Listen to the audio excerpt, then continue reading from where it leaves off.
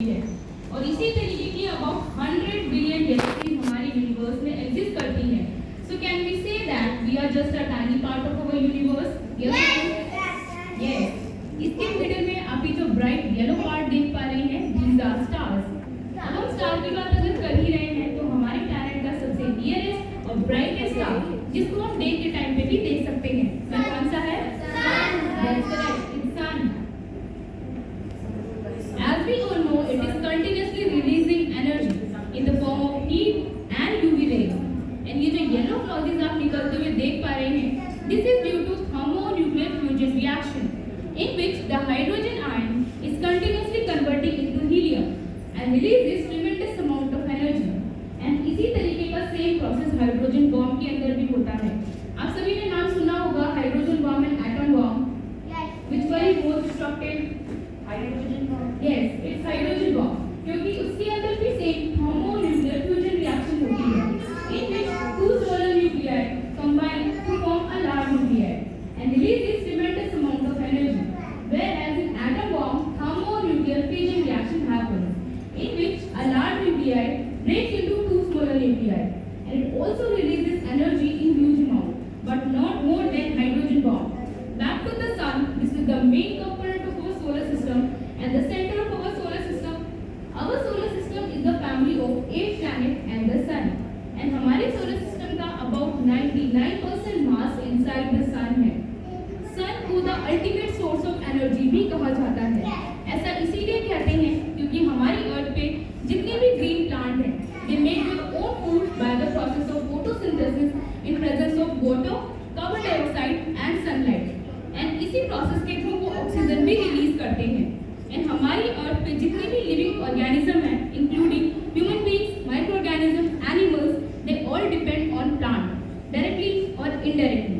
अगर सन नहीं होगा तो प्लांट अपना फूड नहीं बना पाएंगे, जिसकी वजह से वो जिंदा नहीं रह सकते. और अगर प्लांट जिंदा नहीं रहेंगे तो हम भी जिंदा नहीं रह सकते. इसीलिए सन को the ultimate source of energy कहा जाता है.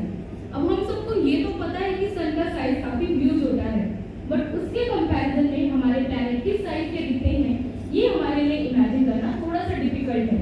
To make it easy, I have a comparison slide जिसमें हम कंपेयर कर सकते हैं कि सन की कंपैरिजन में हमारे प्लैनेट किस साइज के दिखते हैं.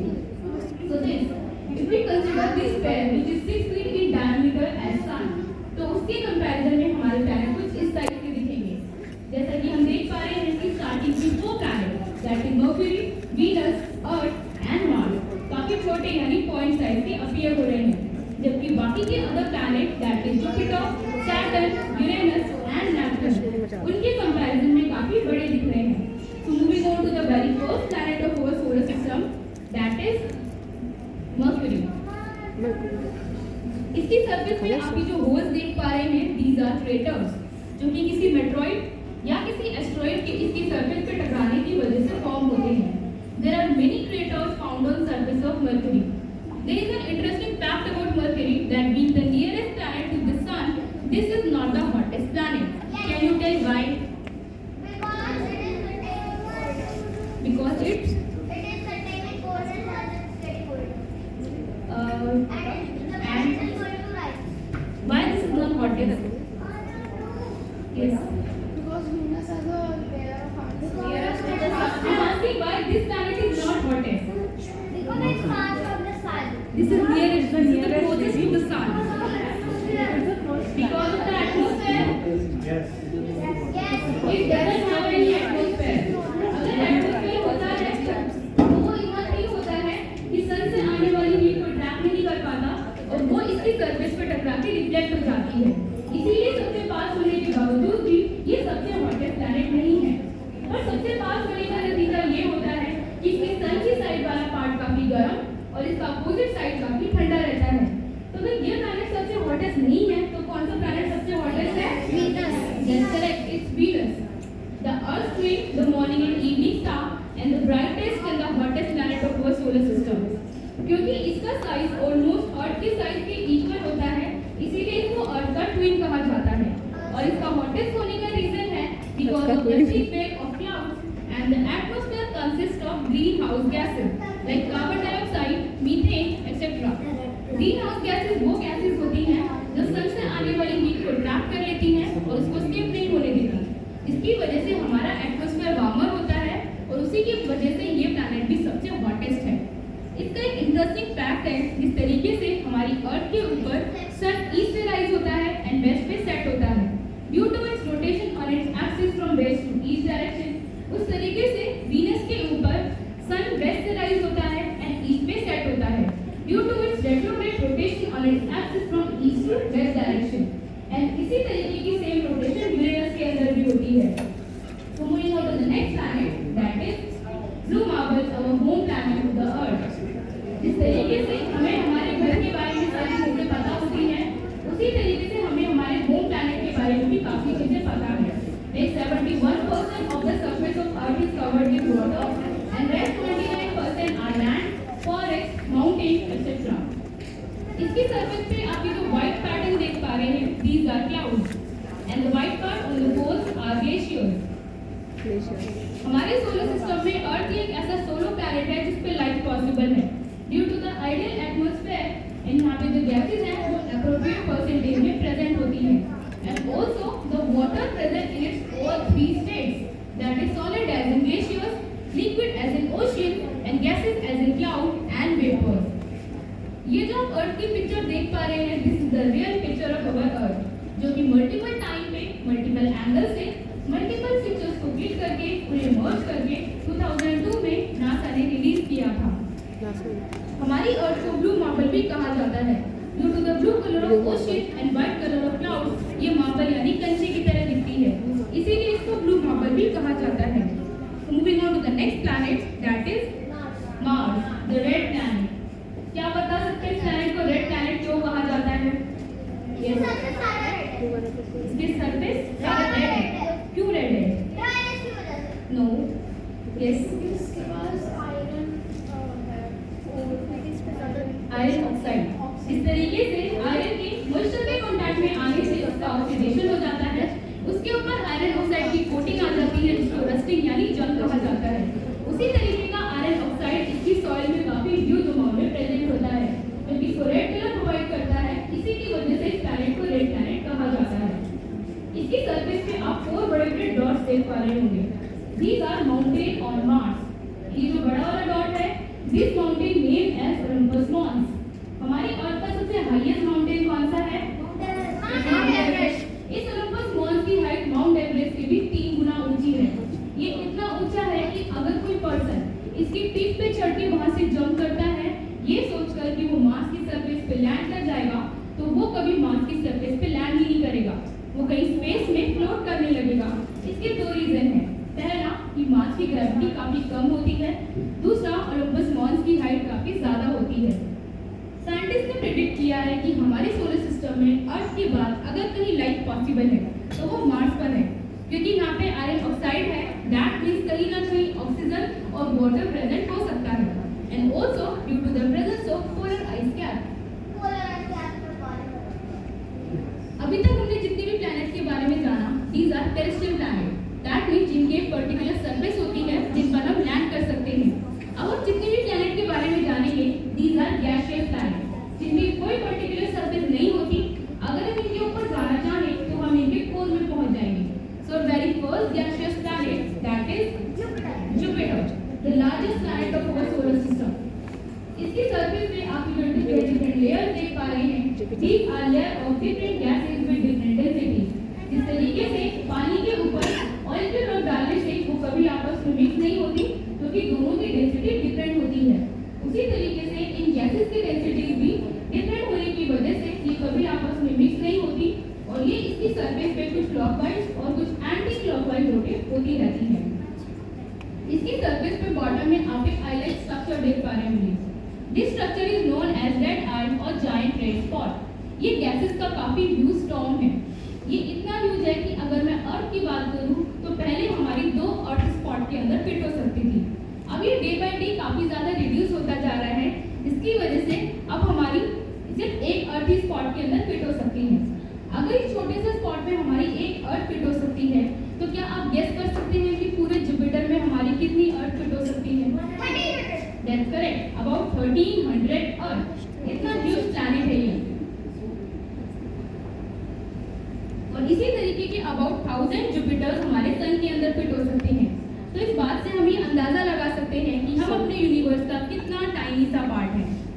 So moving on to the next planet, that is Saturn, the second largest planet of our solar system. ये अपनी रिंग के बिना आपको बड़ा अनफैमिलियर सा लग रहा होगा, because ring is not the part of Saturn. These are pieces of rock, comet and shattered moon, जो कि सैटर्न की सरफेस पे आने से पहले ही सैटर्न की ग्रेविटी की वजह से पीसेस में ब्रेक हो जाते हैं और एक तरीके का पैटर्न तैयार करते हैं जो कि रिंग की तरह अपीयर होता है। सैटर्न की एक खास बात होती है कि अगर हम एक हाइपोथेटिकल सिचुएशन लेके चलें जिसमें हमारे पास एक बड़ा सा पूल हो और हम सैटर्न को उस पूल में डुबाने की कोशिश करें, तो सैटर्न उस पूल में डूबेगा नहीं, वो उसकी सरफेस पे फ्लोट करने लगेगा, क्योंकि सैटर्न की डेंसिटी पानी की डेंसिटी से भी कम होती है। Exactly. So the last two planets of our solar system are Venus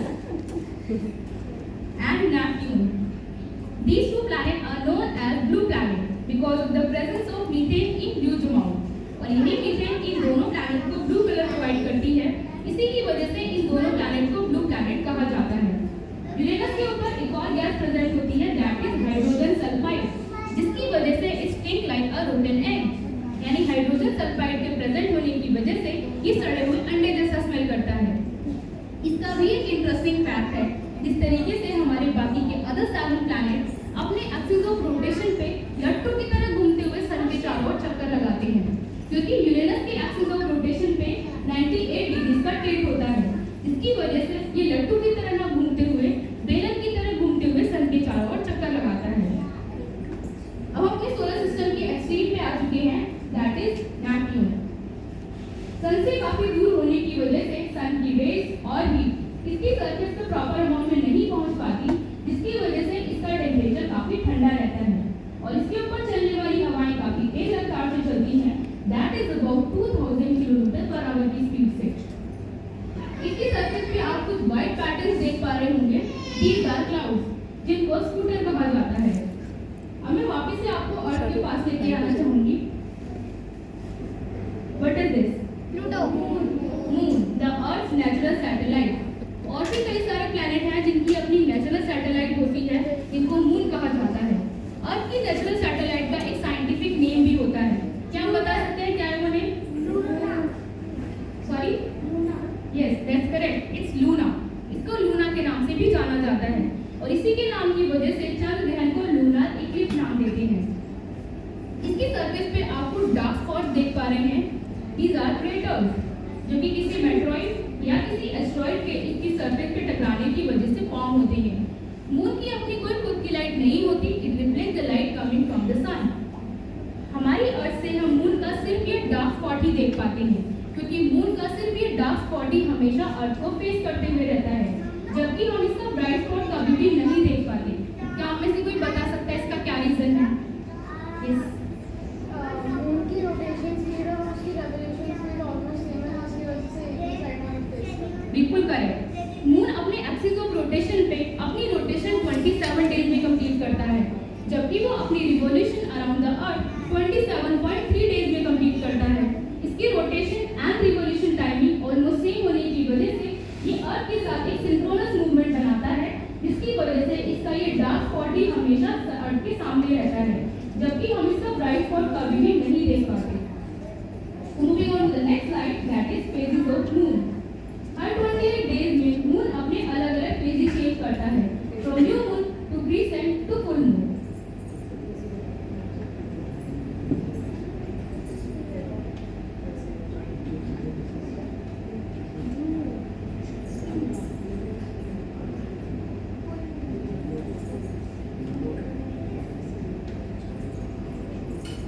The next slide is of night time light.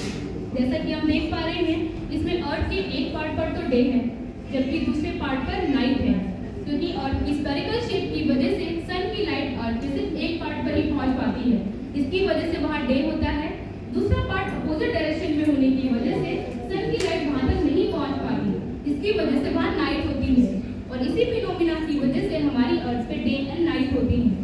Night वाले पार्ट पे आप ये जो लाइट देख पा रहे हैं, दीज आर आर्टिफिशियल लाइट्स, जो कि हमारे घरों में जलती है और ये सिनेरियो आपको सिर्फ अर्थ में ही देखने को मिलता है, क्योंकि सिर्फ अर्थ पर ही लाइट है।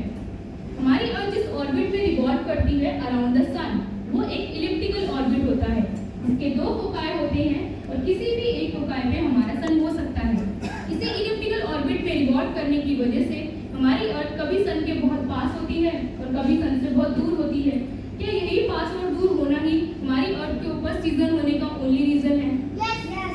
No, this is not the only and exact reason. Actually होता ये है, consider this slide as our Earth. तो हमारे अर्थ के एक्सिस ऑफ रोटेशन पे 23.5 डिग्री का टिल्ट होता है। तो मतलब हमारी अर्थ अपने एक्सिस पे कुछ इस तरीके से होती है। कंसिडर मी एज अवर सन। तो जब हमारी अर्थ सन के पास होती है, दैट इज इन जनवरी, उस टाइम पे अर्थ का फेस सन के सामने कुछ इस तरीके से होता है। तो इसका नॉर्दर्न हेमिस्फीयर दूर होने की वजह से वहाँ विंटर होती है एंड सदर्न हेमिस्फीयर पास होने की वजह से वहाँ समर होती है। पर जैसे ही हमारी अर्थ सन से दूर जाती है, दैट इज इन मई और जून, उस टाइम पे अर्थ का फेस सन के सामने कुछ इस तरीके से होता है। तो इसका नॉर्दर्न हेमिस्फीयर पास होने की वजह से वहाँ समर होती है एंड सदर्न हेमिस्फीयर दूर होने की वजह से वहाँ विंटर होती है। तो हमारी अर्थ का टिल्ट होना ही हमारी अर्थ के ऊपर डिफरेंट सीजन होने का एक्चुअल रीजन है। अगर ये टिल्ट इसके एक्सिस ऑफ रोटेशन पे ना हो तो पूरे ईयर एक कांस्टेंट सीजन रहेगा। So the last slide of our show, क्या आप बता सकते हैं स्लाइड में ये ग्रीन मूविंग डॉट्स क्या हैं? No, these are not questions. No, no, these are aeroplanes. This is the slide of air traffic. Air traffic इतना हम में से बहुत सारे लोगों को लगता है कि सिर्फ लैंड ही ऐसी जगह है जहाँ पे सबसे ज्यादा ट्रैफिक होता है। ऐसा नहीं है, एयर में भी बहुत ज्यादा ट्रैफिक है, एज यू कैन सी।